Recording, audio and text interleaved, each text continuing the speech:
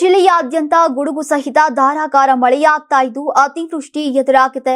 ಹಳ್ಳ ಕೊಳ್ಳಗಳೆಲ್ಲ ಕೋಡಿ ಬಿದ್ದಿದ್ದು ಈಗ ಸೇತುವೆ ಮೇಲೆ ನೀರು ಹರಿತಾ ಇದೆ.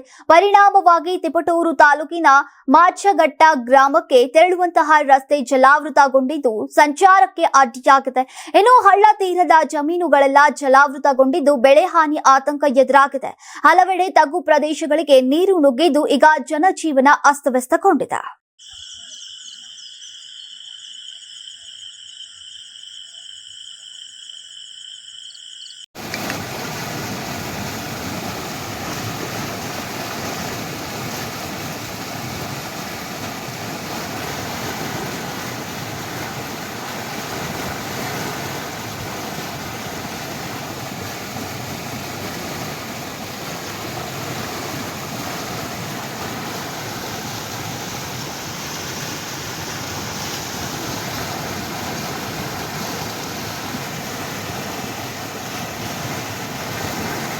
ನೀವು ಸಣ್ಣ ಆಗಬೇಕಲ್ವಾ? ಅದು ಒಂದು ಉತ್ತಮ ಆಹಾರದಿಂದ ಸಣ್ಣ ಆಗಬೇಕಲ್ವಾ? ಪ್ರತಿದಿನ ನಮ್ಮ ಜೀನಿ ಸ್ಲಿಮ್ನ ಯೂಸ್ ಮಾಡಿ ಯಾವುದೇ ಸೈಡ್ ಎಫೆಕ್ಟ್ ಇಲ್ದಂಗೆ ನೀವು ಸಣ್ಣ ಆಗ್ತೀರಾ.